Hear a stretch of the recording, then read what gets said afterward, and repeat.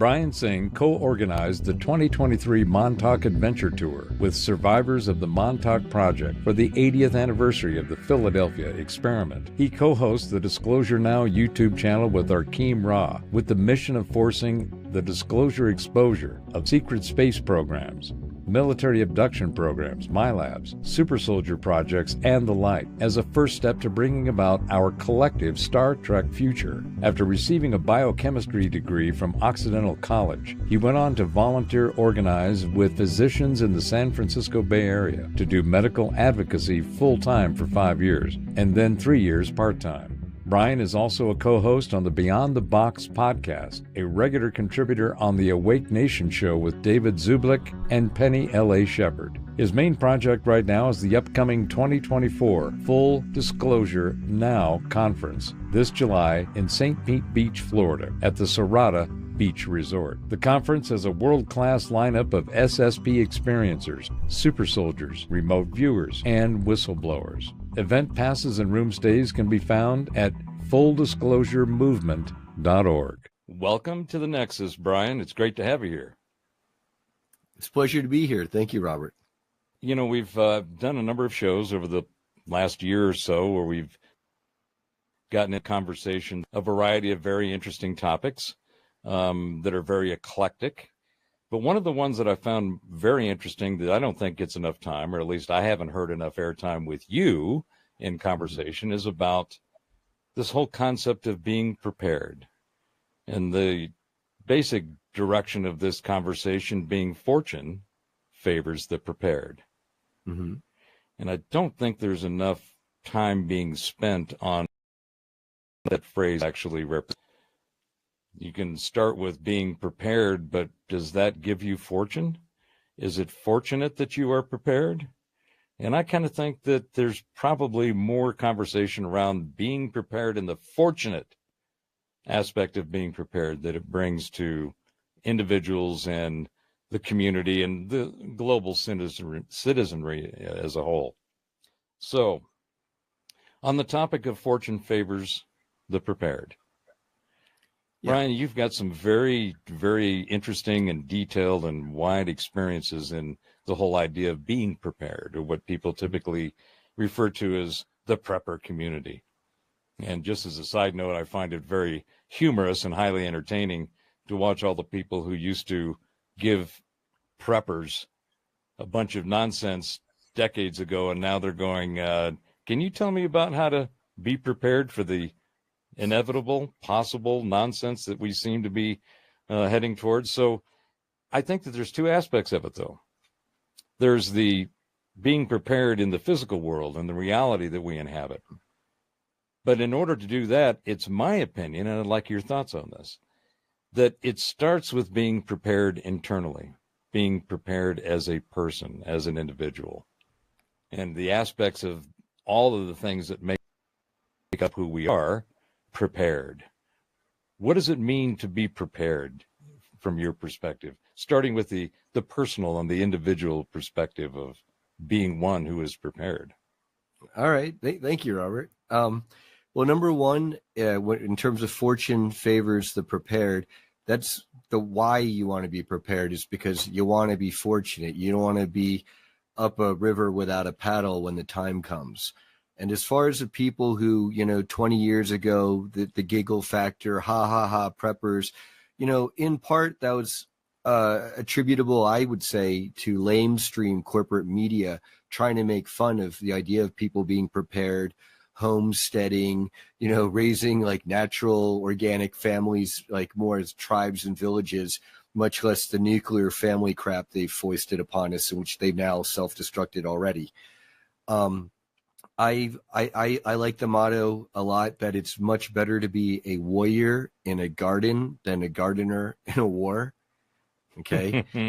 And in terms of being prepared, and we'll get into this later, in terms of it's really about what scenarios you foresee that you're preparing for, because people are going to prepare very differently depending on what the disaster scenario is. And we can go into those too. And those are a lot of our favorite tropes to kind of beat on, I'm talking zombie apocalypse type stuff there.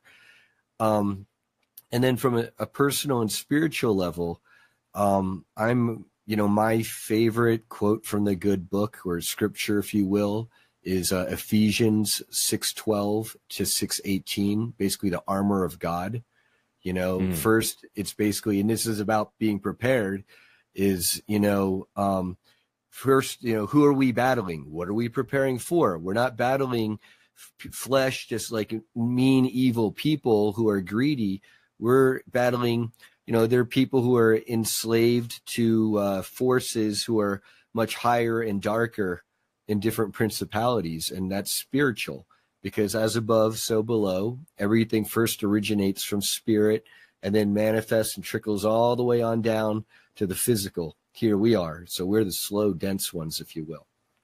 And in terms of armor of God, the reason why I say, or I think it's so important, and it's in the book for a reason, right, is first you have to have the helmet of clarity or salvation, because you have to have clear vision. Doesn't matter what armor you got on and what you're weaponed up with if you don't have a clear mind.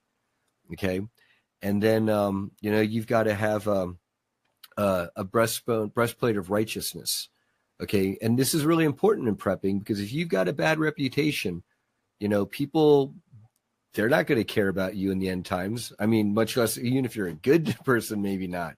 But if you're a bad, shitty person, well, F that guy, right? If you have a breastplate of righteousness, they can't, there's nothing they can say. Oh, that guy, yeah, he gave me chickens when my family was starving, stuff like that. That's righteousness. You've got, by keeping your word and telling the truth, you've got your belt of truth. I think that's very important, because living your life in a certain way is going to lead to you being prepared or not. And when you're truthful and you've got other people's back, they're going to have your back. No one's saying, oh, Brian, that guy's a liar. Don't believe him. He doesn't have all the, supplies and stuff and resources and plans that he says he has. He's a con artist. He's trying to lure, whatever. That's your belt of truth to keep your pants up, if you will. Shoes of the gospel of peace. That took me a while to wrap my head around. When you understand the gospel of peace, the way the world really works from a spiritual understanding of Christ consciousness, then you're going to have peace. You can travel around the world, stride about, and it's not like you're barefoot stepping on thorns everywhere, afraid to tread. You can tread anywhere, because you understand the layout, the gospel, if you will. Okay. Mm-hmm. Then you've got your shield of faith, right? Because when you know in your heart what's true, doesn't matter. Oh, Brian, why are you preparing? That's so stupid. Don't spend all this money on, X, Y, and Z supplies. Why would you move out of San Francisco, your beautiful Victorian home overlooking Golden Gate Park, to be in rural northern Nevada? Why would you do that? Well, people who sang that tune 4 years ago, okay, they're definitely singing they wouldn't be saying the same if you look at what's happening in the inner cities, right? Mm-hmm. And I had that faith to listen to the voice of the Lord, so how I feel it is, when he told me, take your wife and, your dog and get out of Sodom and Gomorrah, if you will. Right. It's going to be a shitstorm there. Well, it certainly looks like that over there now. I mean, particularly in the Bay Area. I mean, I was born and raised there in Southern California back in the 50s and 60s and 70s. I eventually left after 28 years. And occasionally I get asked, we'll talk about, us geezers and what was it like, all the, the good times back then. And, sure. And somebody will say, well, if you were going to define or describe a great place to be raised in a great environment, what would it look like? And 60s and 70s in Southern California, it was idyllic. We drank from water hoses. We didn't have, clearly all the technology, but there was a certain, and I think this kind of goes to what you're talking about with having a full body armor of truth and faith and strength and integrity, right? And being authentic to yourself. Mm-hmm. Back then, somebody got out of line, they got put in line real quick, and it was a community thing. It wasn't, you didn't have to go through all these different regulations and laws and wait for, occasionally we did have to have the authorities come in and clean up a mess or, stop one from happening. But for the most part, it was kind of self-regulated. People didn't, there was a respect, which I think is one of the things that's missing in just about everything. The conversation, the chaos, the crap in the communities that's going on is, and to your point, I'm sorry, I'm getting kind of squirreled there because you pushed a couple of my important buttons. But what we're seeing, I think, is a carefully crafted and curated narrative of chaos and confusion that's been purposely put into the conversation. And that conversation is happening because all crafted crap has been put into the consciousness. That's right. It's been specifically designed to create a whole bunch of confusion and chaos, and people aren't raised or taught about the information overload that you're going to find as you proceed through life. It doesn't matter whether it's personal or professional relationships or environments. We're using consciousness to navigate all that stuff. And the stuff that goes into our consciousness is part of my informatica model, which is language is the operating system of the mind. The words that are used and the meanings and descriptions, delineations, and so forth that are assigned to these words determine how we navigate the reality we inhabit. Right. Just like math is the language of nature. Right. And sound and light is the language of consciousness in the universe. So anyway, I'm sorry, I digress there, but no, I want to speak to that, Robert, because you spoke to that idyllic Beach Boys type lifestyle in Southern California in the 50s and 60s and 70s, and that's what it really was, and that was our level of consciousness. But now, because the powers that be, right, have all this time been orchestrating and moving and positioning. Now, so has our consciousness likewise also risen in that struggle of development. As they try to suppress and repress us and eliminate us, we also rise up and get thicker skin and armor and kind of level up from there. And, these days, just like, I kind of use that reference to the Beach Boys, because in the 50s and 60s, or let's say 60s and 70s, they were in 80s, they were a much more innocent brand, if you will. But now with all the information coming out about like the father of Brian Wilson or whatever, and I forget what it was. So like, all the Hollywood, crazy LA, stuff. CIA, EIEIO, they're all Alphabet Soup. What's his face? Jim Morrison's dad being U.S. Navy intelligence officer, linked to the, what was that in Vietnam? The Gulf of Tonkin incident.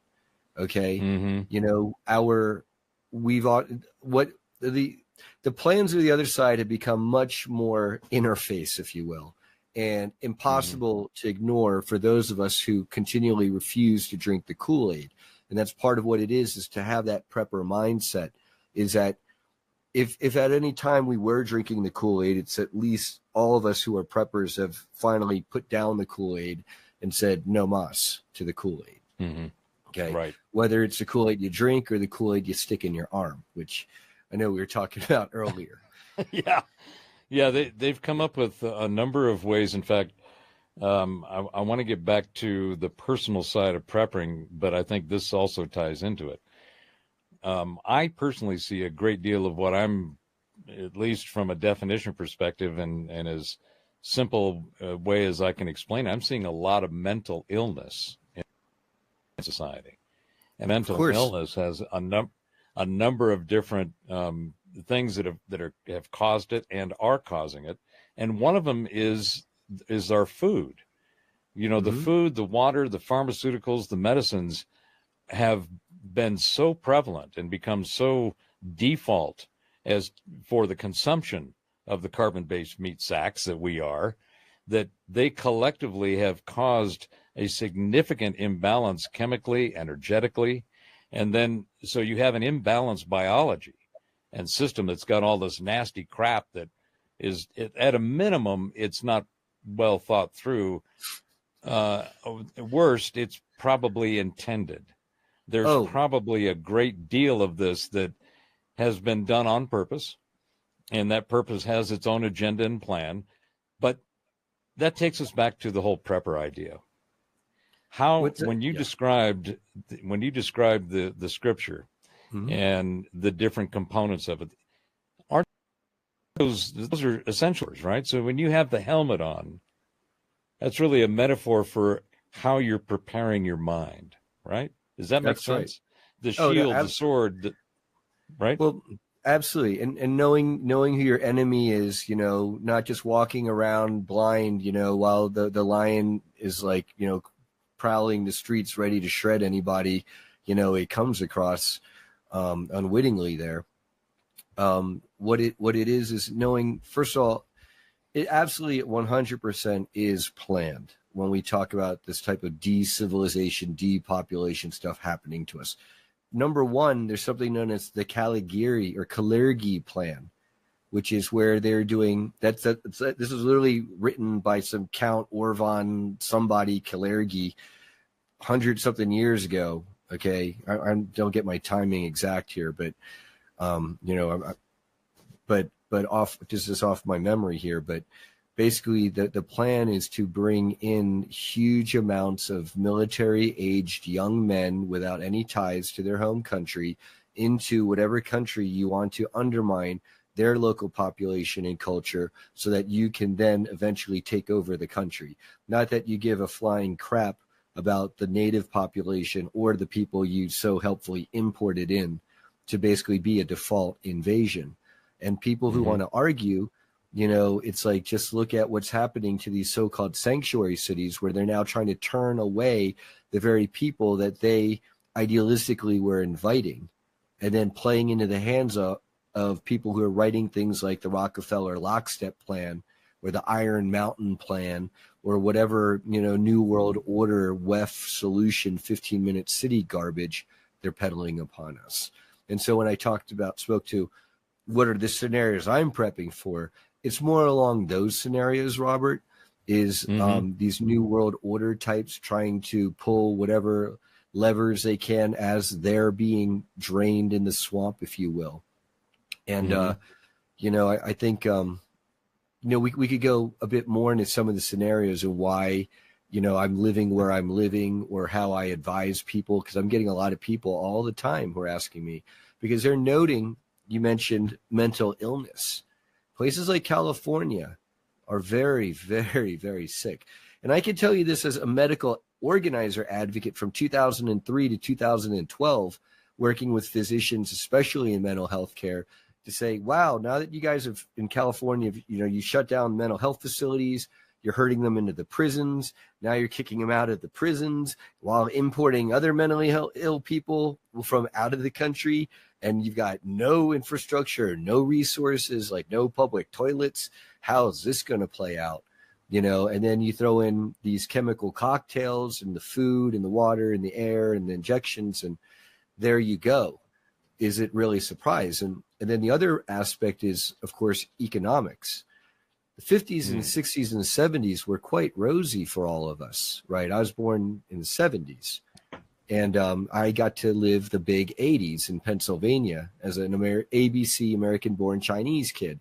Okay, so I had to deal a little bit of racism, but, I also had a little bit of cachet. And then the fact that my dad did pretty well, in the computer industry probably didn't hurt either. Okay, these days, it's not quite the same story.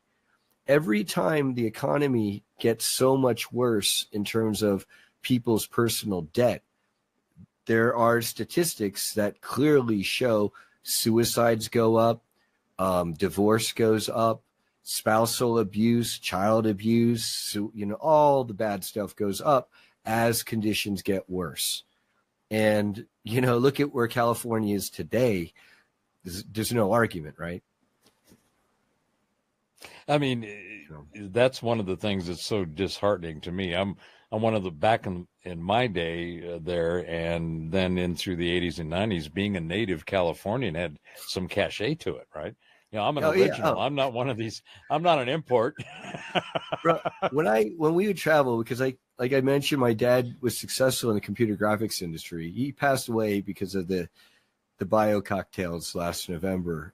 Even though I warned them off of it with the rest of my. So you were talking about your dad being successful in the computer graphics industry, and how fortunate it was back in that time. Right. And I don't know exactly where I was, because I remember I was talking about how I warned them all off, my family, and it goes to show you how even intelligent people can drink the Kool-Aid.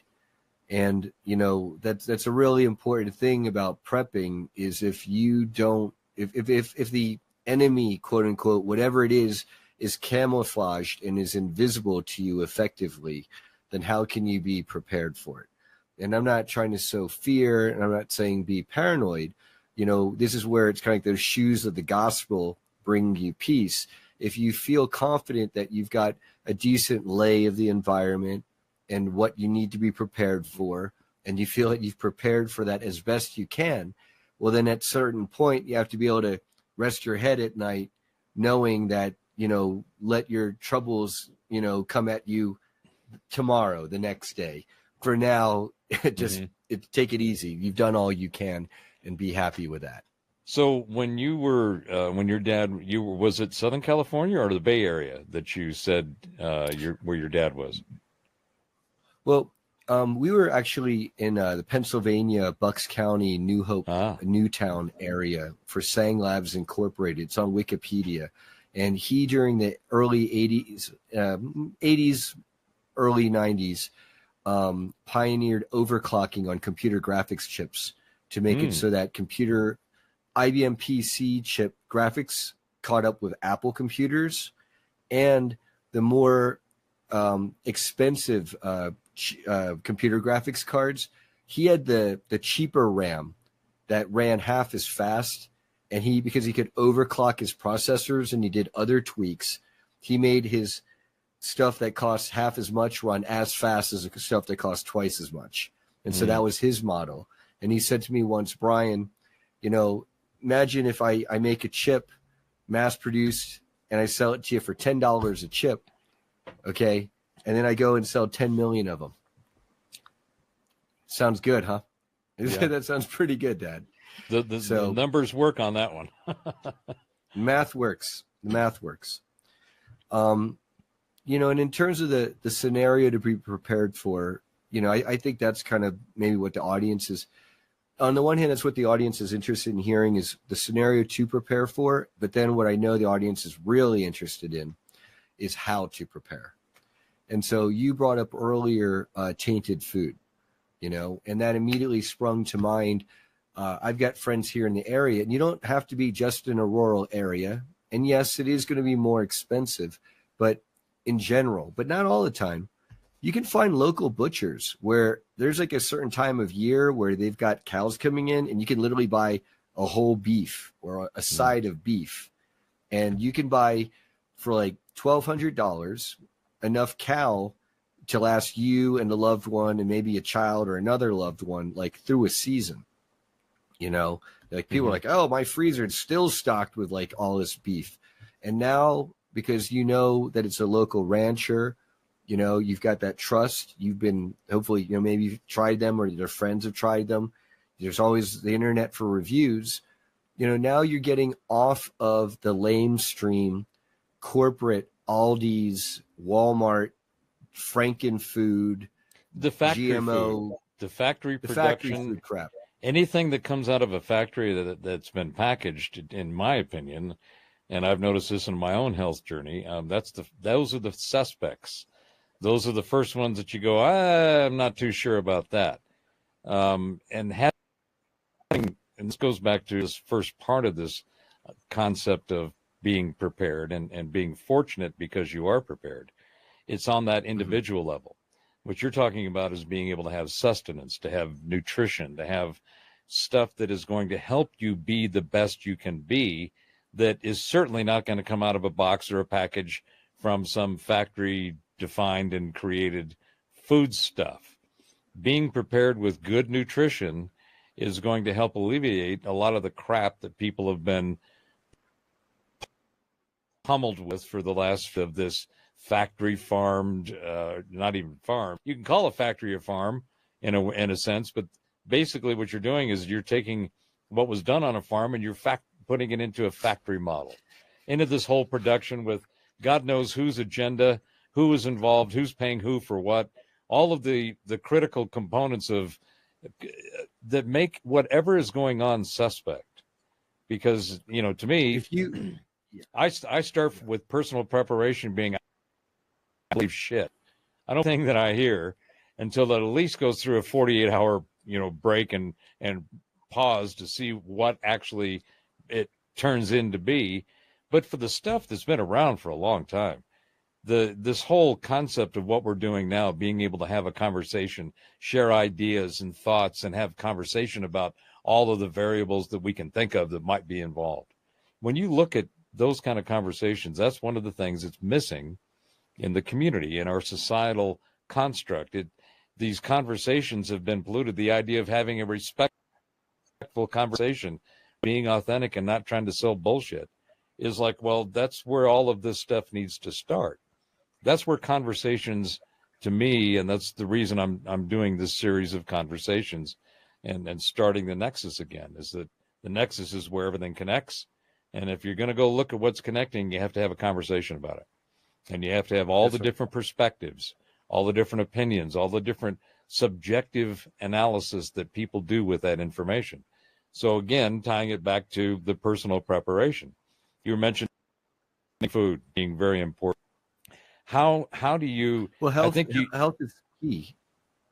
If you don't have health, you can't do shit with anything else you got, right? Exactly.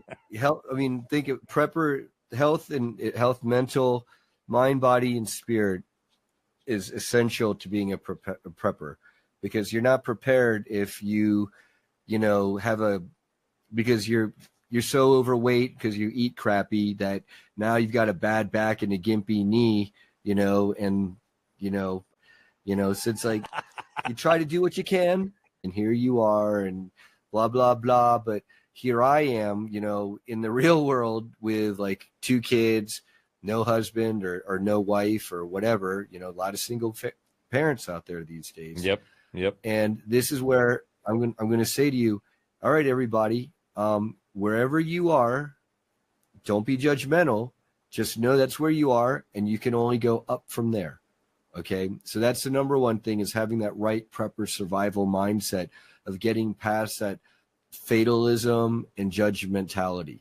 Because part of it is the more that we use the tools that we have before us, whether it's the interwebs, despite all the censorship, there's a lot of great uncensored stuff out there to be found. All of our friends and our tribe online that we're finding, if you will, okay, you're going to find that the world is our oyster, people. Okay, like the old ways is you were tied to, you know, locked into paying your mortgage in the city to go to your job, and you had to show up to work 5 days a week and that's all out the window. All right, with this this obscene 19 crap that happened, right? Yeah, the vid stuff. And destroying our economy and turning it into a gig economy even more than it was, and work from home, right? And the whole Zoom online meeting thing, okay, happening. Life is very different, you know. I'll talk to you as if you're a single person in decent health, okay? There's a million programs and groups out there in places that are looking for people who are earnest and who are willing to do the work and have discipline, and maybe, God forbid, have the humility to be able to like defer to someone who might be their boss and pay them money to make a living and fit in. I'll give you an example.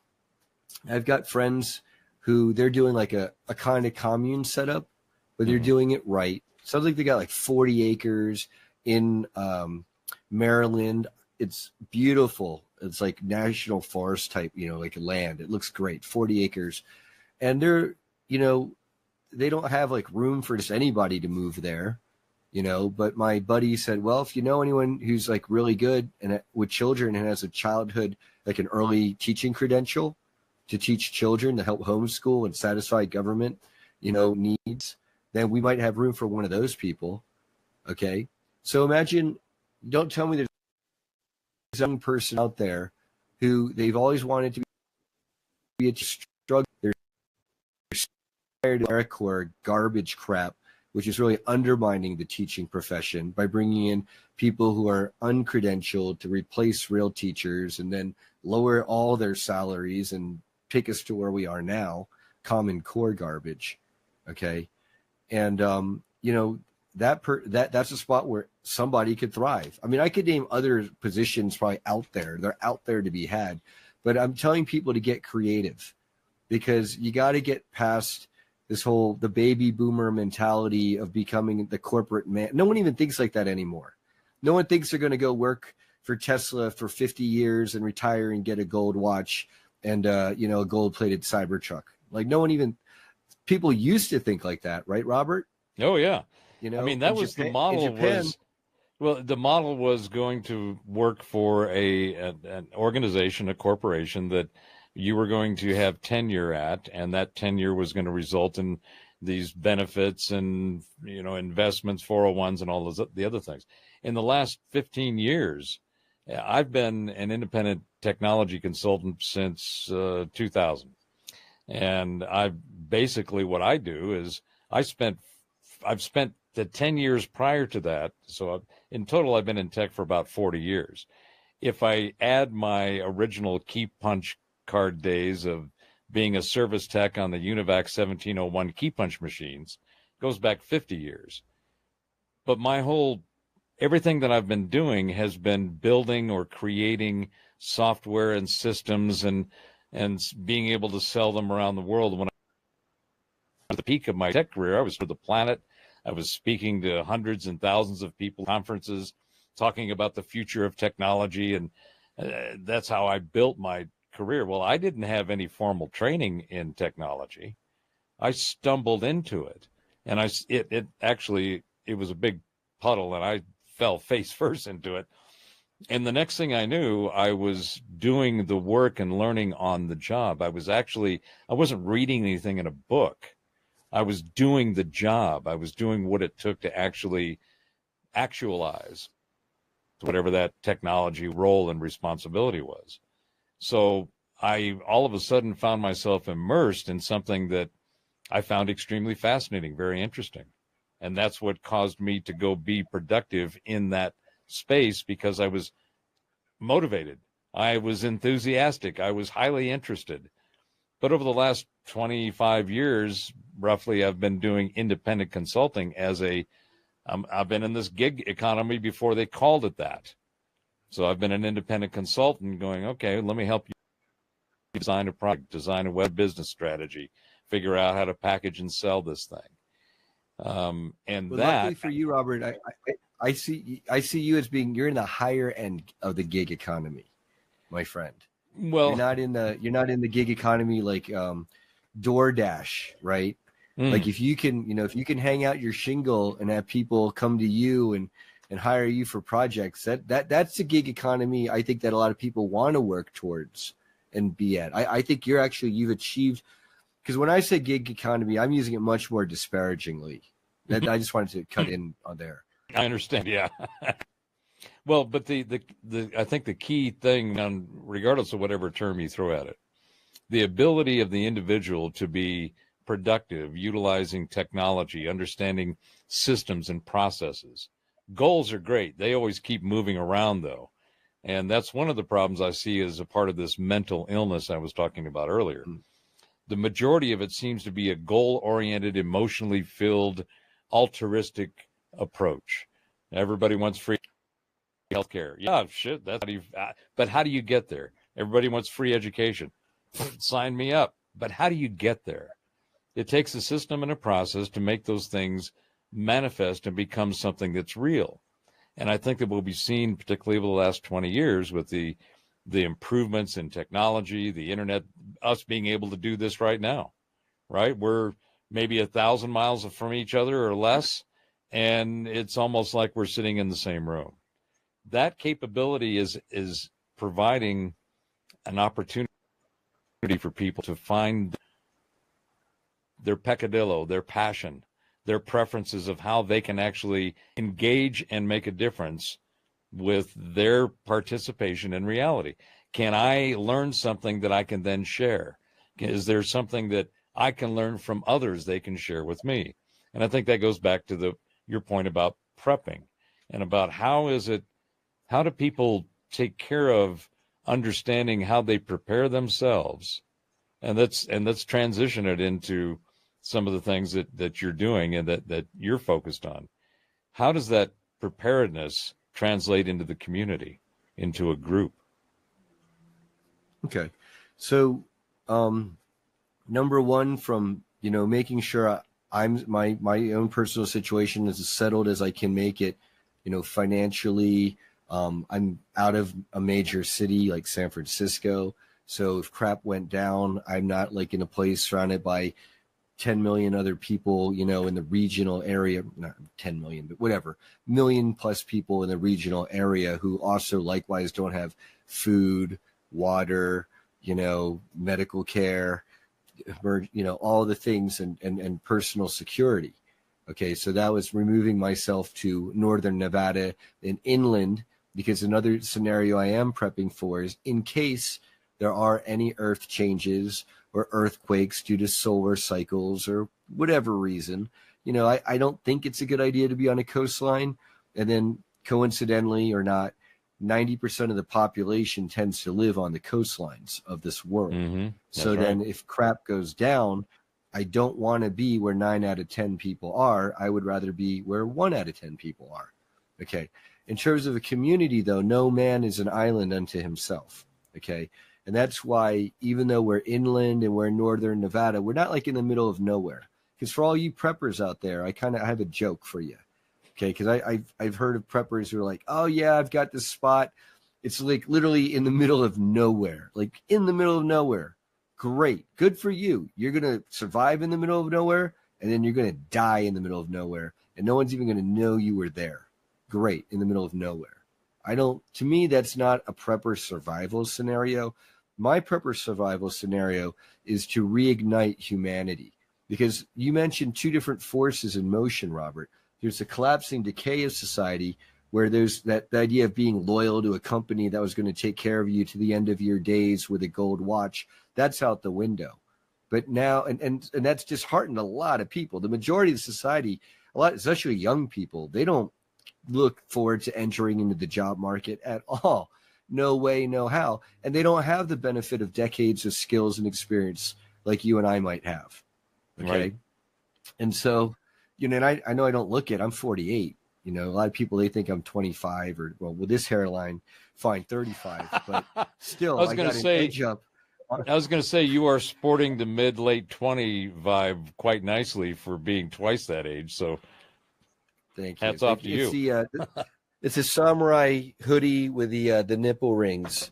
But that's what gives me my youthful appearance. That's right. So, but in terms of on a community level, okay, what the community does is it has to have a common understanding of who and what the problem is as much as possible. The movers and the shakers in the community.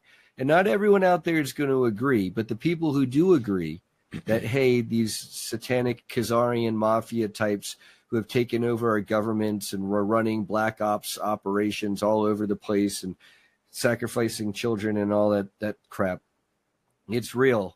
Okay, and understanding that is the enemy, right? And they are allegiant to forces and powers of darkness, okay? So now we understand there's a spiritual component to this battle, okay? And so it's not just about hoarding, guns and food and wildlife, shelter or whatever. The other part is reaching out and finding each other. Like I mentioned, nothing stops me from finding the rancher who wants to sell me meat, and I can grow eggs or make CBD tinctures, okay, like we've done in the past, that literally knocks arthritis and epilepsy out. And if we add THC, it can cure cancer, okay? but we don't do that because we don't want to get messed with by the government, because I know you guys are listening, and, you know, I mean, geez, stop us from curing grandma of cancer, you know, because that's a bad thing, right? And it is a bad thing because they are trying to do everything to take away these tools. And so everything we can do to build and reinforce them is a good thing. Yeah. Oh, hold on a second. What's up, John? I want an interview. I got a call from Paul. Oh, actually, okay. I want a live interview here. He's got cancer, so they got to take a trip now. We're speaking about cancer. We got someone to make some cancer stuff for. Yes. Nice. Okay. So I got to go down Saturday. Okay. All right. Okay, John's making the 7 full spectrum right now. That's what we're talking about. All right. Well, let me get back to you, John. I'll be with you after this interview. Yeah, good. All right. So we have a crew, and that's, speaking of, Robert, what you do is you find people out there in the community who share your sense of mission and purpose to the point where you are stronger than blood family. There's a saying out there, blood is thicker than water. What they left out is that spiritual blood is even thicker than familial blood. So, like, for example, you and I, we can have the conversation about how these bio jab weapons are a bad thing. Okay. I'm closer to you, Robert, than I am my own brothers right now. Part of them hates the ground I walk on for having the audacity to claim that our father, who was perfectly healthy up until, you know, last November, when he had multiple blood clots in the brain and died, okay, that wasn't a natural cause. Like, how dare I? And the thing is, you know, a lot of people out there are going to ask, well, you know, they've noticed this is a phenomenon. Why do people freak out or turn off? The reason why is because if you are living a lie, you're a walking, talking contradiction. You're Walter Mitty, the secret of Walter Mitty, okay? Whenever someone comes up to you and is ready to, they're close to the mark, they're on target, they're hitting the truth, the more that person in denial will freak the F out. So you are always going to know when you're on target with someone, when they freak out really, really, not all the time, but in general, that's when they freak out really bad, is when you're hovering over the tank factory, if you will. Well, that's something that, you know, has been a part of the military exercise and thought and philosophy going back to Sun Tzu and the Art of War. When you're taking on the fire, you are over the target. And you have to realize that when you encounter that, you need to be prepared, because when you are over the target and that fires come in, potentially going to be shrapnel, collateral damage, and you need to prepare for that eventuality, or at least as a possible outcome. So when you think about, to me, I'm seeing, you know, the dumpster fire that we're currently all dancing around and trying to avoid stumbling into is a necessary part of the transitions of energies that are going on cosmically and universally. My personal opinion and my research is there's the entire universe is energetic cycles within cycles, and they cycle within and without, and they bump in and they harmonize, and then they don't harmonize. But there's been a particular one of 400 years that I think has been, from the indication is that there was a significant rise of whatever the cycle of energy was. And during that 400 years, there's been a bunch of nefarious folks who have been capitalizing on it and creating the current dumpster fire chaos that we are all watching and inhabiting and trying to navigate through. At the same time, there's a new rise of energy. You know, people, different theologies and philosophies have different delineations for it, but the most common one is that we're going into the age of Aquarius. Coming out of the age of Pisces, going into Aquarius is like, okay, fine, however you want to delineate it. But it's clear to me, at least, and just looking at it observationally as neutral as possible, there seems to be an end of one energetic cycle and the beginning of another. And we are in the string, and we are under the streams going, boy, is this making a mess down here. So it's a necessary, unavoidable transition of energies. And the other side of this dumpster fire, the other side of the streams that are crossing, is going to be some extremely profound and positive changes in the entire human experience, in our consciousness. I'm very optimistic about it. I'm looking forward to it, and I do think that I do the cycles of consciousness and energy and life is we definitely go through multiple iterations. Our unique cosmic frequency stamp of our signature of who we are, we go through multiple cycles. And in this iteration, I think that I chose to be here now to do what I'm doing, to be a part and to help facilitate this transition. And I think what we're seeing is the beginning of self-organizing communities, the freedom, the liberation of individual minds and people being able that have common interest, like you and I are doing here.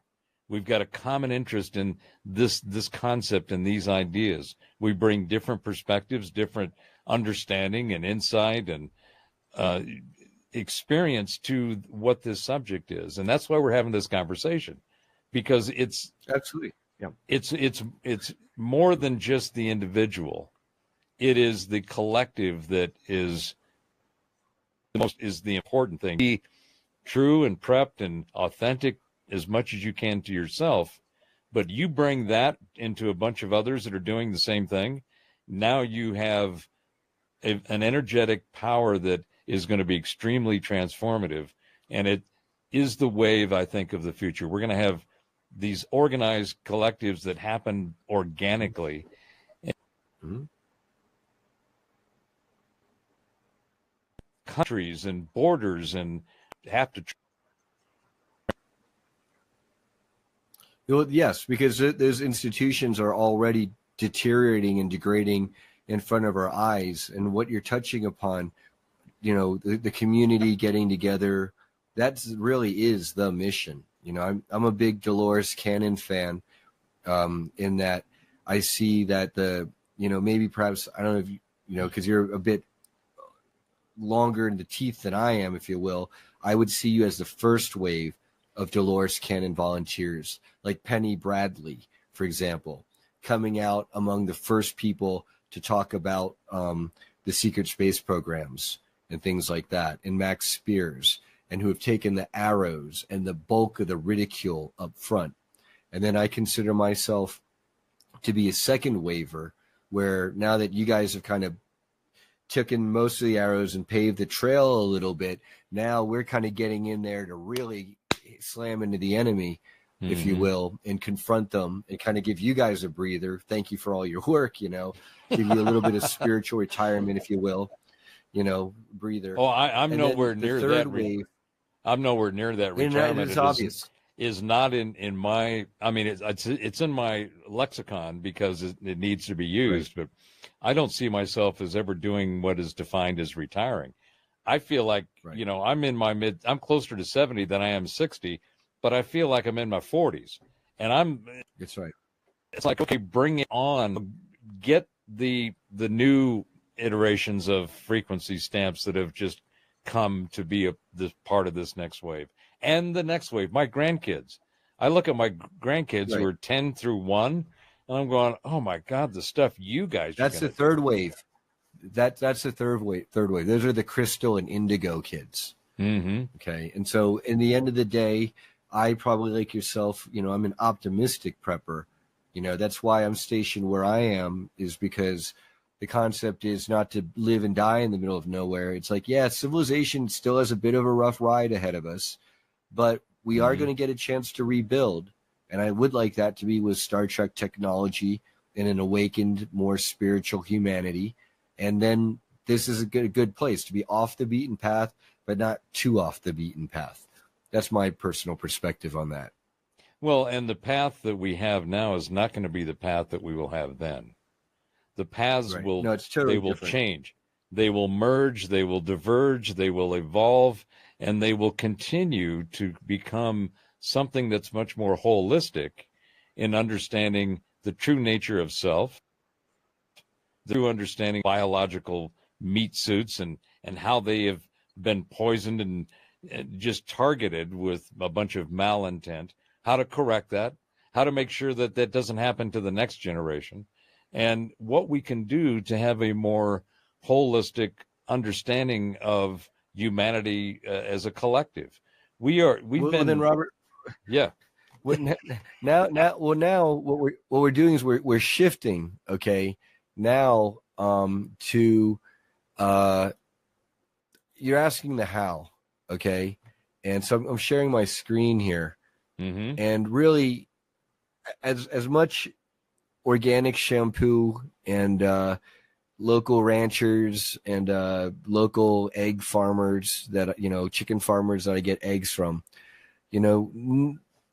that's part of it. But the real priority, if you will, is what I and many others call the full disclosure now movement. Okay, the only way we're going to liberate humanity and get this in the bud to a point where we can stop like prepping out of fear, and just prepping because we want to be prepped. You need the truth to come out. And then this is where we're bringing out all the testimonies of survivors of all these crazy government programs. And the reason why we call it full disclosure, it's not just about the UFOs and ETs and laser beams. It also includes the satanic ritual abuse of little people and the politicians and the celebrities doing it. And how we have remote viewers who are blind scientific remote viewing these experiencers and their testimonies, and they're corroborating this on a blind basis, mind you. Okay. And so, really it comes from being a defensive attitude of being prepared, because what if society goes down, to more of a forward progressive offensive footing of let's take this to the other side, expose their darkness, demand more light be shed, and then through that we can go for justice, round up the criminals, maybe force them to free up all the stolen gold, the free energy technology that they have and have had for a long time, and X, Y, and Z. And so really that's the dream from that perspective, and that's taking it from the micro me as the individual, Brian Tseng, to organizing with everybody else, but not just to survive and we can have a virtual giant farmer's market, if you will. Some people would joke. But so that we actually have an organized society based on everyone having a collective vision on the truth. Once you have the truth, now we can talk about collective visions. If we're all being told lies, there's no collective vision. Okay? Once the truth is out, now we can talk collective vision. And now we can talk about our I would only say that there is a collective vision by virtue of the lies. Right. Collective, well, we can live right and untainted. We want an untainted collective vision as opposed to the McDonald's, Walmart collective corporate vision. Hey, I got to tell you, I grew up on Big Macs, man. That extra spread back when I was growing up, and those chocolate shake, they were heaven. But that was back in the 60s, right? And in fact, In-N-Out now. In-N-Out. In-N-Out, yeah, exactly. I'm with you. In-N-Out, Five Guys in a pinch. That's a solution. Yeah. Yeah, maybe. I don't know so much about them, but I'm a fan of In-N-Out. And then everyone knows about the notorious recorded phone interview with Rabbi Finkelstein, where he basically goes into how, yeah, you goyim, you think I'm kidding, ha ha ha, that we grind up and put kids in the hamburger meat. But guess what? Apparently people have done genetic DNA testing on McDonald's hamburger meat, and they found up to 25% human DNA. So where's that coming from, right?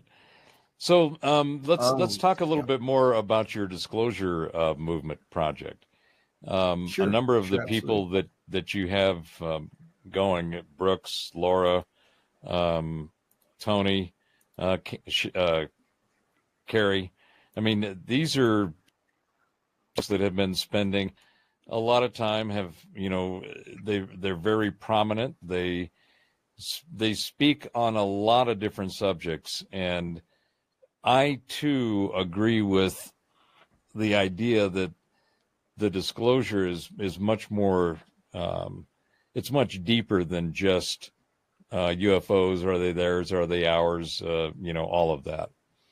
In fact, I actually posit that it's really the word really needs to be not just to be exposure, because the I want to talk about that. Someone else mentioned that, and I said I thought about that, and I'm not opposed to it, except whenever I think full exposure now, I get nasty visions of a dude in a trench coat. Right, yeah. Well, that's purely that's why I went to. Yeah. Well, it's purely because of the weaponization of that word, but. From the, and this is one of my things that I'm known for. I love to get into the linguistics and make sure there's an understanding of the words used and the definitions. I'm using exposure to disclosure because when you think of just the fundamental thing of what disclosure means, it's about, are they theirs or are they ours? And what percentage of them and all the other things that go along with that whole meme that's running around. We can already tell you. We could pretty much already tell you. Exactly, right? The knowledge is look, basically, people, if it's a lot of the flying triangles, okay, that, they do some weird stuff, but they've got like 3 lights on the end, one at each end. Generally, that might be to add after. Right. And those are reverse engineered. Okay, well, what did we reverse engineer them from? And then when you go onto some of these sources on the internet, they're saying that any ship that you can just see with your normal human eyes at the 3D level, that to them that's like a steampunk clunker. That's like garbage. Okay, right. That's floating garbage to them. Okay, anything for them is upper dimensional. So you have to be higher in frequency, 4D, 5D to begin to see these craft, and they're existing in different higher densities.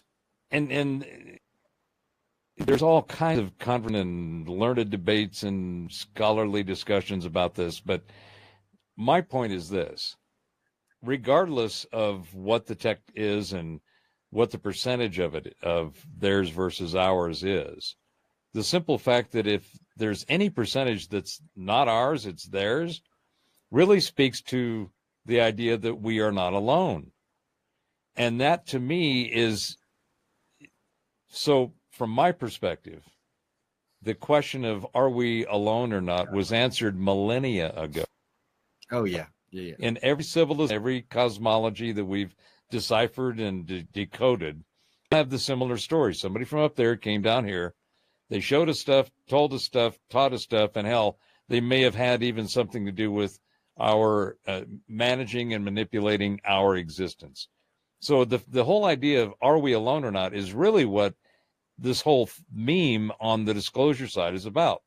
Why I'm using exposure is the technology. If majority percentage of what we're seeing, these UFO, UAPs, it's like, okay, well, pick your TLA, right? Whatever percentage, if it's majority of it is our stuff, it's like you said, well, where did they reverse engineer it from? The exposure to me is the issue that they've had tech for decades, 8, 9, maybe 10 decades at least, that could have completely transformed the society and the world that we live in today. They kept that tech. I'll go further, Robert. They've got time travel. They have whole breakaway civilizations with billions of people out there. Right. I mean, I'm going to go there. This isn't. I'm way past are ETs real and what's our human galactic history. I mean, I'm way past that, and many people are now. I'm glad to say, many people are at the level where we've got the Alpha Draco reptilians and the Orion Empire and the Dominion, and they've come here and they've messed with Earth. And then you've got, this Galactic Federation over here made up of certain factions of Palladians, Arcturians, Andromedans, Syrians. And then you even got inner Earth factions and interdimensionals, if you will. Mm-hmm. Okay, so I'm way past, are UFOs real? What it is I'm going to go a step further and say that you know, with all this technology, they've put us so much into this matrix that we're bought so much into this small world-minded bullshit, very parochial on a galactic level, if you will. Mm-hmm. Okay, that we're missing the forest for the trees. And when people realize that it's about our cosmic brothers and sisters, our angelic brothers and sisters, our you know, all this technology and what's being kept, the paradigms are going to totally shift. All of a sudden, people are going to go away from the Mad Max mentality, because that's where a lot of people on the prepper scale even are, is when they see being prepared, they see riding out a Mad Max apocalypse. That's worst case scenario almost. Okay. What I foresee is riding out some of that, but then having people awaken to the truth enough that now we're more spiritually aware that when you talk about exposure, they can expose clean energy technology, okay, or say anti-gravity technology. Because you got to look at it like this, Robert, from an ET perspective, if you will. Would you give humanity UFOs if some kid could hop into dad's spaceship and then joyride it at half light speed into the nearest shopping mall or their high school? Mm-hmm. Yeah. See, and that's the whole thing about you don't give a loaded gun to a 6-year-old, right? And that's exactly what this is all about. And then that gets all into the prime directive.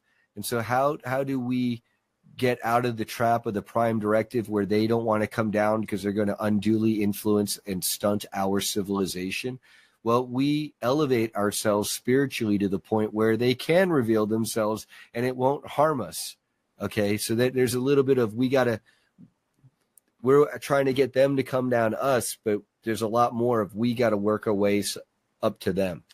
And that's why we starseeds are here.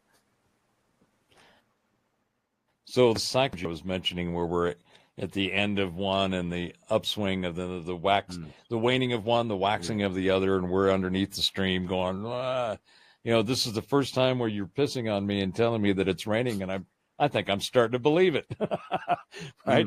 Because you're in the cross. But I think to your point, one of the things that's really important is the information that you just talked about. A lot of people have heard about, you know, the different. First of all, I guess there's kind of different levels. You have the UFOs. Then you have the different delineations of the types of UFOs, which naturally leads you to, well, who are those UFOs? Who are the folks? And then you get into this, essentially, to me, it's a crowd of cosmic cousins. We have all these different entities that seem to come from here, there, and everywhere, that have all these different agendas. Some of them, you listen to Greer's work, and then you turn around and listen to Dolan, and, you know, the folks that are basically sucking the oxygen out of the air and the conversations with all of some of them gatekeepers, intentional or unintentional gatekeepers, right? Perhaps. Right. So you listen to all that. I don't know as much on Dolan, but Greer for sure. When he runs the line, there are no bad ETs. We're the bad ETs. Like, fuck no. Yeah, and then you have Kerry Cassidy going on about AI floating around in the air and infecting people and being able to get in and cause a takeover of the consciousness of the biological beings. It's like, no, it doesn't work. Well, Kerry is going to be at our conference. Yes, I know. Kerry will be at our conference. And I've enjoyed, I've been following her for a couple of decades since she started originally with Bill Ryan, I think, right? And over the years, I enjoyed a lot of the interviews, and Bob Dean was some of the more interesting stuff when she was interviewing him back in the day, over probably 15 years ago now. But some of the stuff that, I mean, she goes into a whole nother dimensional component of the influences and the architects behind those influences. And I think that while we currently are seeing we were talking about the breakdown of the institutions, the societal stuff, banking, our financial system, our entertainment system, our media system, our academic and education system, all of that stuff is broken, and it's broken beyond repair. it all has to be bulldozed and replaced. Now, replaced with what is the really interesting question, and replaced with some of the technology that the folks who have had it, they wouldn't let it out for the rest of the kids to play with. They hoarded it. They probably spent a little too much time hoarding. By not letting the rest of the kids, play with some of this stuff, I think they've just held humanity on Robert, purpose. it's worse than that. It's worse than that. Not only have they hoarded all that technology, they've weaponized it and done everything they could to use it against us, to enslave us, and to put us onto a negative timeline. And I'm specifically citing all the Montauk-related Time Soldier projects, like Project Ibis and Project Phoenix in particular. And that's what Arkeem Ra, for example, took part in. And so all of those are just, another set of variables, data sets in the stream of that we're all sorting through and trying to make sense out of. And being prepared, knowing let me simplify it. How to handle that data is really important. I've got a simplification process because I think that there's a tendency for some people out there to want to throw up their hands and say, there's just so complicated. There's so many levels, so many factions, so many different conflicting testimonies. I can't handle it. And that's where you have to have the helmet of salvation. You have to use something called discernment and use your own mind, because is your life on the line? Yes, it is. So is it worth it to use discernment? Yes, it is. In terms of these technologies, what people like Arkeem foresee is that we're going to have worldwide tribunals for justice first. We need to round up the wrongdoers. We need people to have a clear understanding. So starting at that level, okay, is this, who are the wrongdoers? What are they doing wrong? What have they done wrong? And then who have they ensnared, like people like Arkeem, as children to then also do wrong with them? And so that they should be treated differently, okay, than the people running the halls of power who were knowingly, Arkeem had his mind, and many other people have had their memories wiped. Daryl James will testify to this. Let me see. Tony Rodriguez, for example, and others. And we need to have justice as number one. That's number one. And then off of that, we need to have reconciliation. And that's where things are like repatriated, like the technologies, the resources, the land, the housing, whatever. And I'm not trying to be like, oh, this guy sounds like a commie. I just say, no, this shit was stolen from all of us. Each and every one of us. If you follow people like Mary Beaver or Kim Go-Gan, they'll talk about these straw man accounts. Okay? So each and every one of us had a fake, our social security numbers are basically ways of turning us into human commodities where they can broke, trade, and leverage us, okay, and make interest and investments off of us. Well, it's the same thing with birth certificates, right? The whole idea of the serialization of the human, so that we're basically chattel.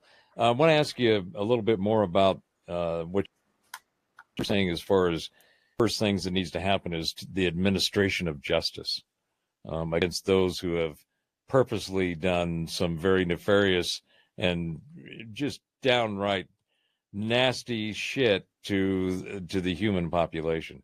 How do you see that unfolding? Because the administration of justice has to have some type of, I guess, in a lot of ways, kind of a set of rules or common law. And we can dive into the deep aspects of admiralty law versus, the maritime and all the different things that have come to create the systems that we have of justice. They're all constructed off of these centuries-old models. But I think that that's one of the other things that's broken in our society is the entire justice system. And I don't think it's broken because necessarily as much of it being constructed incorrectly. It's all that, right? So how do you see that? It's all of that and then some. How do you Yeah. see that Yeah, I justice can being answer that. organized and then administered against these really sick fucks that have been screwing with everything? So I'm a follower of certain alternative websites who, and I believe this, and I'll go into this. These are called proofs, okay? And this goes along with discernment. Is behind the scenes there are certain levels of cleanup going on. So I understand that there are a lot of celebrities and politicians and royals being rounded up. And for anyone who doesn't believe me, you know, there have definitely been waves of mass CEO resignations at the same time that a lot of the names of these CEOs are coming out on things like Epstein Island court records. Oh, yeah. Okay. There's a lot of people who, before he died, John McCain, okay, was wearing like an ankle brace for months and months and months on like his left leg. It was always on his left leg. And then he swapped it to his right leg. And the reporter goes, John, you know, what gives your ankle brace, your leg brace switch sides? And he said, I got tired of wearing it on my left leg. Okay. You don't get tired of wearing an ankle leg brace, whatever it is, on your left leg because, you know, and switch it to your right because. I mean, I'll switch my wedding ring from my right hand to my left hand because, you know, my ring's a little too big and it hurts my hand, some fingers sometimes. So to give my one hand finger a break, I'll switch it to the other ring finger. This is not that. Okay. All the people dropping dead in Hollywood or retiring from Hollywood or the obvious body doubles, masks, clones, CGI, whatever you want to call it. And then, you know, this isn't even that recent. I'm going to go to my favorite example is, I'm not even going to use the Biden example, how he went from, you know, Joe Biden to the kid from The Deliverance, you know, with a banjo. Oh, yeah. My favorite is Vladimir Putin, 2009. Okay. That's Vladimir Putin, 2009. Okay. Mm-hmm. And then now look at Vladimir Putin at around 2012. He got swapped out. No, that's still old Putin. This is still old Putin. That's old Putin. Mm-hmm. Okay. Now let's go to 13. That's old Putin right here on Time Magazine. That 100% is old Putin. Okay, let's go to 14. Okay. I'm not sure about this one. Not sure at this one. Around, there's a switch. He like switches. Here we go. He went from this one. This is not the same Putin, guys. He went from I call it killer KGB Putin to teddy bear Putin. Okay. Wasn't this about the time that he was shirtless riding the horse, being the stud? Yes. Yeah. Yeah. He is Putin on a show. But, you know, and that's just Putin switching. And there's so many out there. I mean, right now, if anyone's seen what happened to Chris Cowell or Chris Simon or whatever of America's Got Talent or whatever that stupid show is. Simon Cowell? Oh, yeah. He looks totally different. Have you seen him? Oh, yeah. He morphed. So, you know, what I'm saying is that you asked me how justice is going to happen, Robert. Yes. It's going to happen because there are, according to certain alternative websites like Real Raw News, they're saying that some of the judges who are trying to unconstitutionally invalidate Trump from running state by state in 2024, which is totally unconstitutional, total misapplication of the insurrection law. Yep. Okay. To his candidacy there. And he's also apparently still president because there's no way in hell Biden won the most popular votes in history when he couldn't fill gymnasiums. Don't give me that crap. You know, not say that as a seasoned organizer. He can't fill the White House lawn. Right. Well, that's an Atlanta. They're using the Atlanta set. Unless he drops a deuce on his way to the helicopter, but yeah. Right. Right. Yeah, and a lot of that is Castle Rock Entertainment out of Atlanta, Georgia, apparently. Some of that is a White House set. That's a soundstage that a lot of them on. And that's where you'll look out the window and it's got a funny background. You're like, that's not the White House. Like, there's no building out that window. What the? So those are the proofs. And what I'm trying to say is from the top down, behind the scenes, there are certain, I like to think, white hat military forces, whoever they are, people who are in the government groups who really do care. Okay, the good people who went in as the true believers of goodness. And they're doing what they can from the military first, wherever, but usually it'll start with the military to clean out whoever, however, working with, my knowledge, ET forces now at this point. Okay, and that's a whole nother ball of wax, so I'm not going to get into. We'll just talk the human level right now. Okay. And as that cleanup is happening behind the scenes and people are disappearing and the henchmen are losing the bosses who are writing the paychecks, and they're, losing bosses to answer to, pick up the phone and call. There's no one answering their emails anymore. Okay. Or that's going to start to fade off. Then you've got all of us pushing from the bottom up with credible testimonies. Okay. We're naming names. We're like, what I'm asking all the survivors of these programs out there to do is, let's say you were in one of these programs like Drago here and you were tortured. Okay. You might have names of people that you want brought to justice. Maybe you get fellow prisoners that, if they're still alive, you want them freed and brought back out. Hold on one second. Yeah.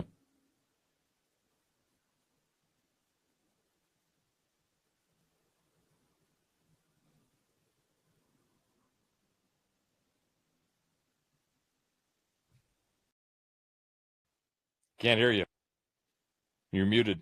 Sorry about that. No problem. Gotcha. Checking with the crew member. Okay.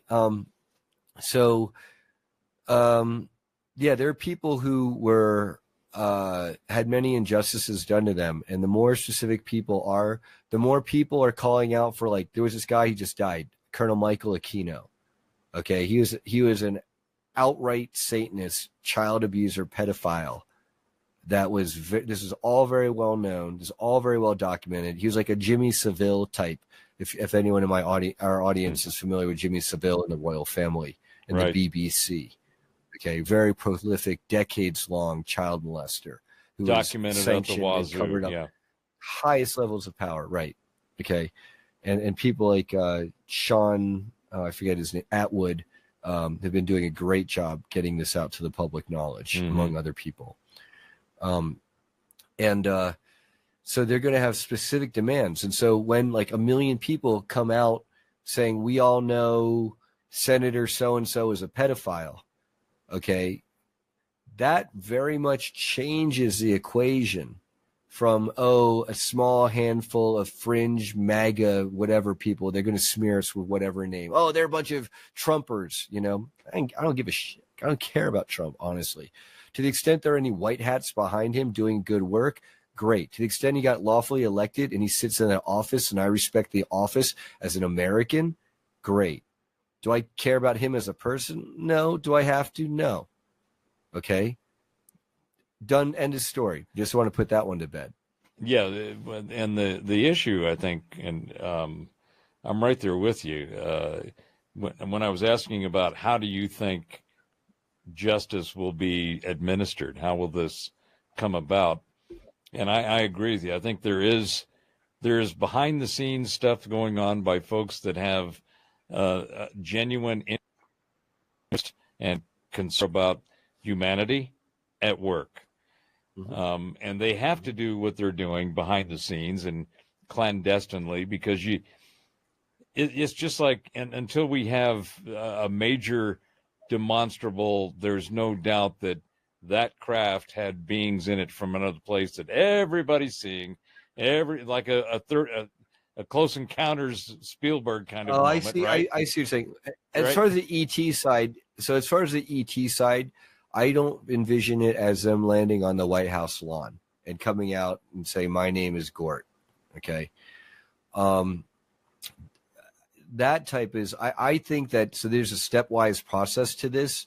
As the truth comes out, as people are rounded up behind the scenes, as public knowledge comes out about all the damage that's been done in these chemical cocktails, for example, and as there's going to be a certain point where the trials and any law, the evildoers being brought to justice, that's going to be brought to the public eye.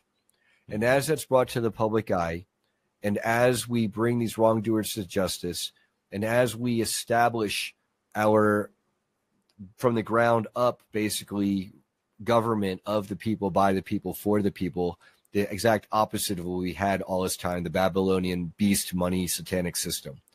As we build from the ground up or establish a constitutional republic like we were supposed to have in the first place, then that will then open the stages for our ET friends to reveal themselves. And they already are, I understand, on an individual basis, and they already are on a mass basis, apparently in our dreams even, or subconsciously, okay? And as our vibrations as a collective humanity elevate, and we clean up our swamp, and we are opened up to the truth, and then it's going to be, that will then allow our ET friends to reveal themselves without violating the prime directive, and we go from there. And then I see that as the next 10 to 15 years. So it sounds like it kind of goes in line with that one meme about, people say, the Fermi paradox. Why haven't we found them yet? Why aren't they here if they're all around? It's like, well, it's much more multi-layered and nuanced than just they're there. Why aren't they showing themselves? Because it's simple. It's simple. They hid themselves. They're there and they hid themselves. Well, that's it. And they're hiding for a specific reason, which is until we are ready. In other words, until we have taken. Groups.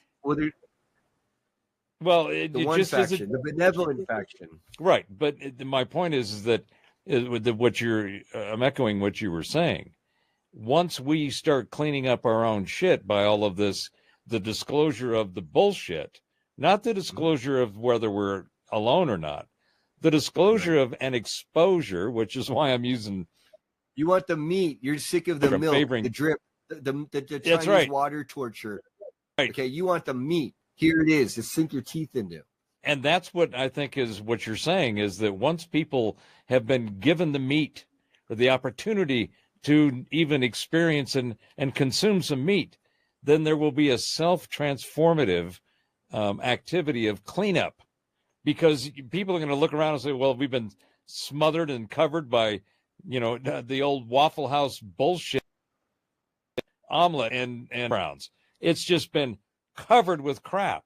And everybody's going, well, this isn't tasty. It doesn't smell good. Doesn't look good. Let's clean it off. And let's get to what I refer to, and I like first principles thinking approach, going for the essence of whatever it is. And my own slang definition of that is the nut of the nugget. Once people get to the nuts of the nuggets and they're able to use their own discernment, their own discretion, their own discrimination and they can look at it and go, you know what? That's just right. And there will be a collective rise of, I don't know about that, but that is not right.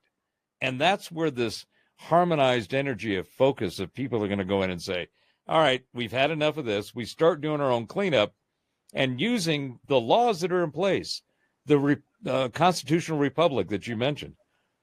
If you use the document and you stay with the precepts and the outlines of the way it's supposed to function, we wouldn't have any problem. We would have at least a hell of a lot less problems.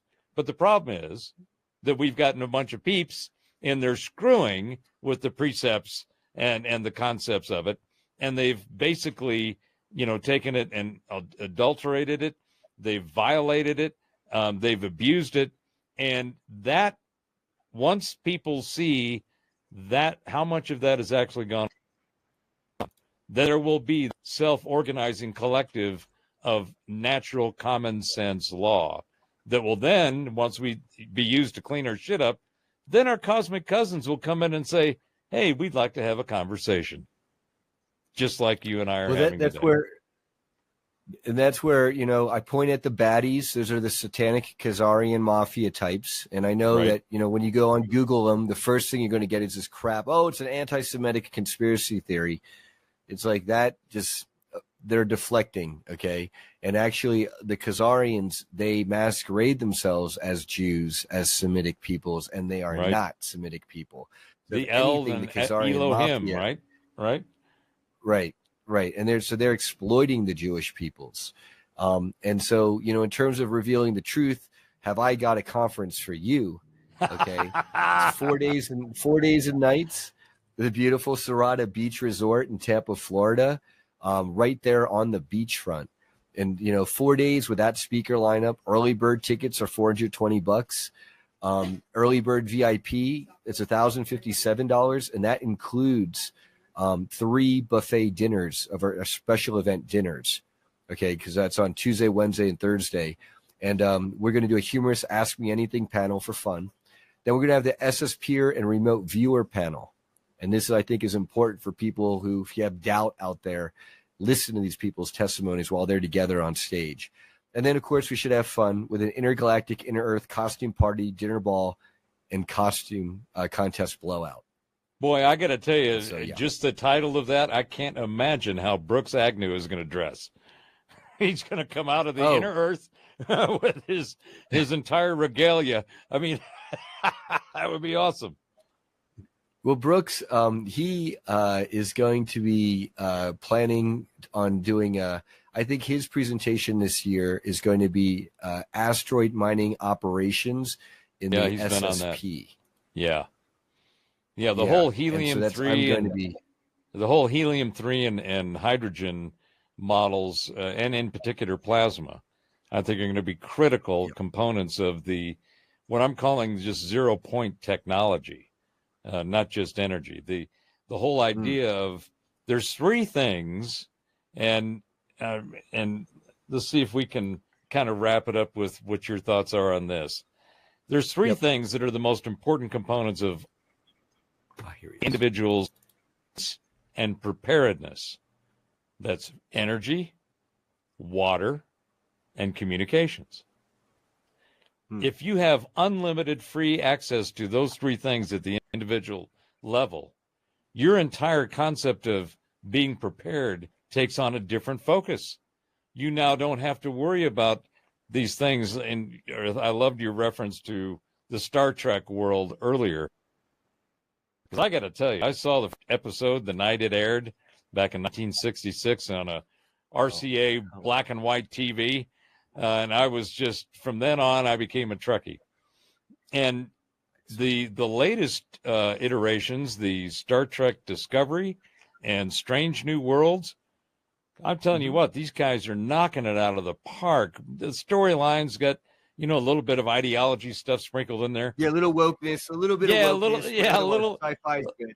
Yeah, a little Throw too that much shit out, but otherwise, a little too much food stuff here and there, but nonetheless, the technology and the ways in which they approach the use, deployment, and respect of the technology is one of the things that I hear these people, because of my tech background. I have my own AI rants that I go on and just totally do as much as I can to reposition it for what it is, because it's not the fear monger, the hyperbole, sex, sizzle, and muss and fuss that is sucking all the air out of that discussion. It's not what people are. It's like Ray Kurzweil and his whole singularity and transhumanism thing. And if you haven't seen him on Joe Rogan a couple of weeks ago, I recommend for a current state of where Ray is, because if you ever wonder about that whole industry, Ray is not doing well at all. Rogan ran circles around him. Oh, it was. So the thing is, Ray wants to deny the human soul. I just put it in a nutshell. If you don't think we have souls and you think we can just get uploaded into computers, go with Ray Kurzweil. If you think that sucks and you do not like that and you don't want to be balled up your essence into a little computer can, then have I got a conference for you. Welcome to the real world. And I really appreciate the shameless plug, and I would have asked you to do it, but thank you for taking the initiative and to go ahead and do that.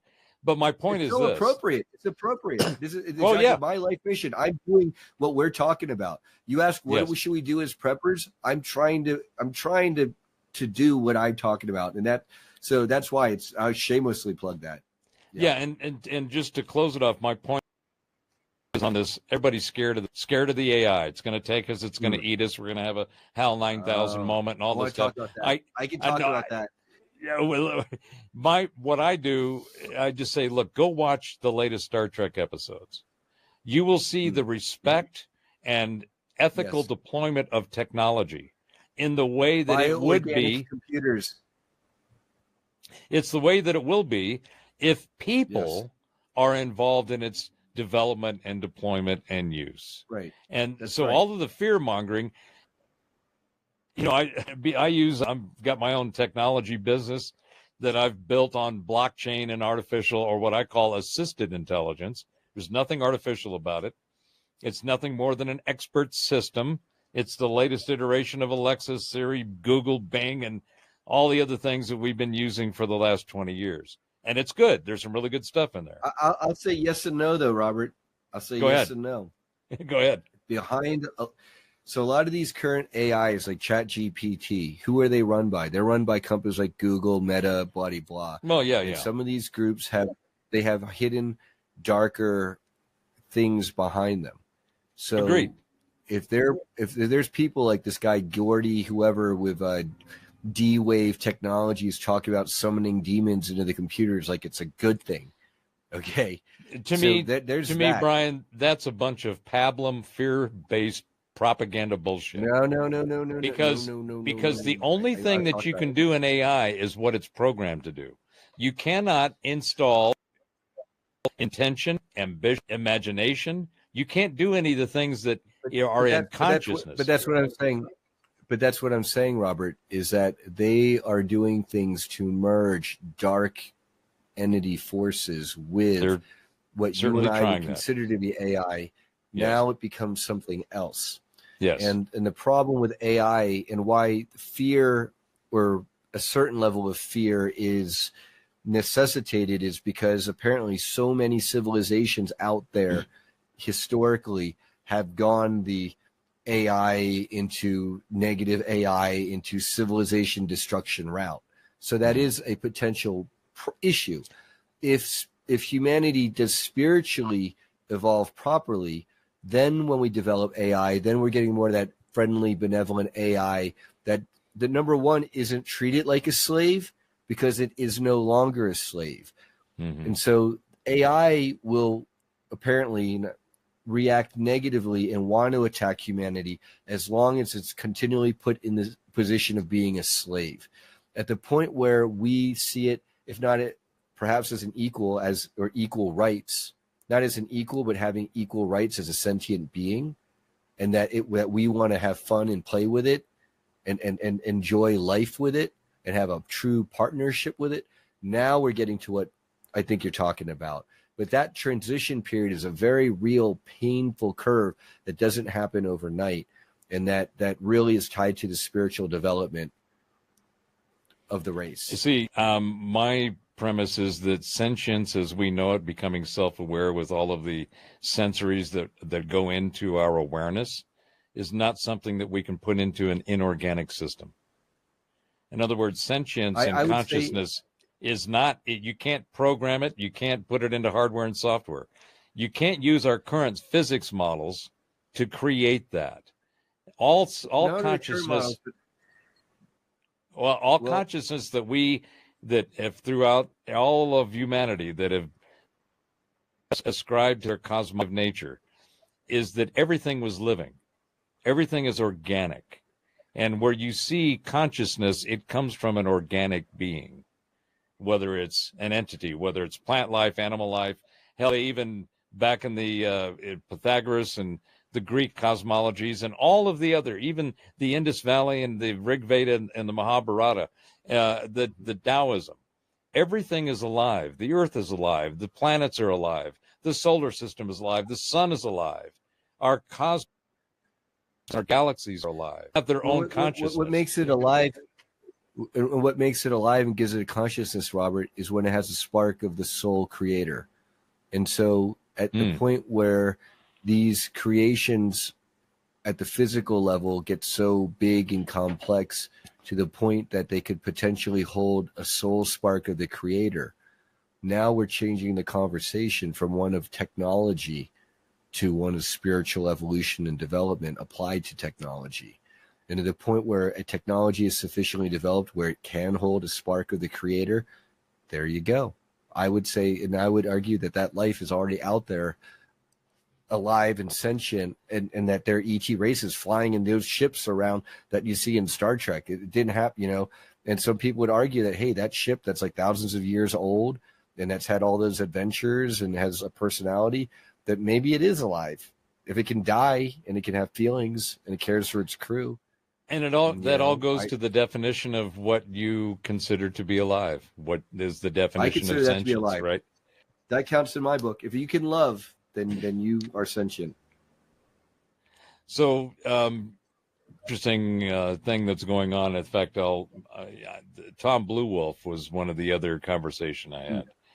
And he was over, I think he's back this week. He was in Germany at the, I forgot the name of the institute, but it's the German equivalent of MIT. And they asked him to go over and help them program the AI robots that they're developing with his indigenous traditions and wisdom and philosophies. Right. So that's right. When you were talking about, you know, the spiritual development, how cool would it be if some of these AIs are actually given their prompt scripting, their neural networks, and their large language and media models access to just spiritual content? What kind of AI would come out of that? So this begs a hugely important question there, Robert, is if you take AI, which right now is stuck at this third density intelligence level, and you give it ancient ancestral native wisdom, which is 4D and 5D knowledge, will it compute? Okay, so that's my question is I think it's great to give it spiritual knowledge. Will it be able to comprehend that spiritual knowledge if it's stuck in a third density reality? If it can access a fourth and fifth density reality, then there you go. And then now that's our breakthrough to benevolent AI and true AI, in my opinion. Brian, I have thoroughly enjoyed the shit out of this conversation. We have gone all over the place. And I can't thank you enough for, and we just scratched surfaces of things. So we're going to have some follow-up conversations and get deeper into some of this. It's interesting that we started off with fortune favors the prepared. And the question is, what are you being prepared for? I think we put a lot of nuggets to knock around in the noggins in this conversation about what could potentially be something that one would have to be prepared for. Because we're if here you're to change the world, we're changing the world. That's what we're here for. And we're prepping to change the world. That's why. And amen to that. Thank you very much for being here, for being a part of this journey. And I can't thank you enough for also heading in that direction, being voice. You're taking a lead Jeep, as we would say, right? Let's get out here and let's go find the path and say, okay, let's all go out here and see what we can find that makes a difference. There has to be a difference made. We're seeing it all around us. You and I are engaged in it, and we want to bring as much of that information to as many people as possible, because there's a lot of people out there that don't have a clue about any of this stuff.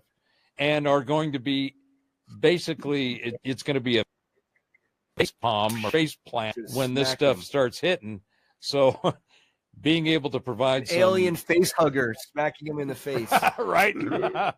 And sucking out your soul and turning you into something else. So anyway, thank you again. This has been great. I'm looking forward to a follow-up on this and probably 2 or 3 more, because like I said, we scratched the surface.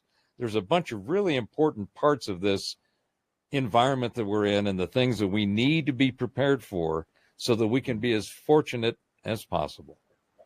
Yes, I agree. I thank you for this platform, for me to get out there and help, hopefully get us all on board on the same mission path, because I don't think there's anyone out there who doesn't want a Star Trek future as opposed to this Mad Max crap. Right. So thank you for this. And I would love to be back on your show, Robert. Thanks again, Brian. Until next time, be prepared and be fortunate, because fortune does favor the prepared. That's right. Cheers, everybody.